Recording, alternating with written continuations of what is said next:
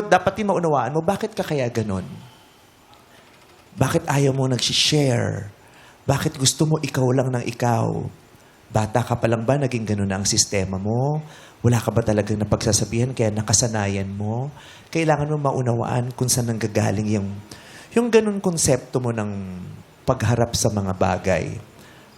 Para ma-realize mo din, anong naging epekto sa akin yun? Pag ganon ako, anong epekto sa akin pag sinasarili ko lang?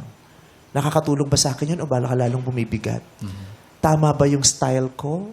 Tama ba yung attachment style ko din sa mga taong minamahal ko at minamahal ako? Kasi pag dyan sobrang dami mong bit-bit, nagiging mainitin ang ulo mo, wala ka sa mood, di ba? Parang ang hirap mong kausapin kasi nga puro bit-bit mo. Dapat sinishare mo sa iba. Yeah. Siguro minsan paraan niya yun para protektahan ang sarili niya. Yung akin na lang to. Hindi ko ipapaalam sa kanila yung pinagdadaanan ko o yung kahinaan ko o yung ano, akin na lang to. Pero lahat tayo, kahit ang pinakamalalakas na tao sa mundo, may puntong kailangan natin ng tulong. Tama. Yes. Even the king has an advisor. Yes.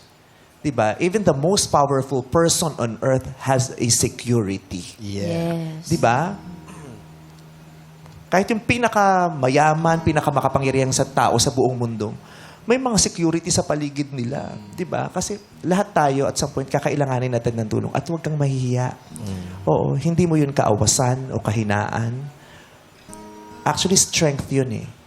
Pag kaya mong humingi ng saklolo, Yes. lakas yun. Correct. Acknowledgement that you need help is actually strength.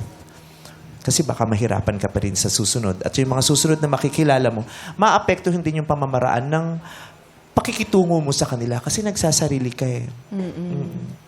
Hayaan mong i-share mo ang sarili mo sa iba at hayaan mo rin yung iba na i-share ang sarili nila sa iyo. Yes. Sharing is caring. And no man is an island. Yeah. Barya lang sa umaga. Yeah. Sa atin ang West Philippine Sea. Yun. Yes. Yes. Nasa normalisan tayo. Ayun.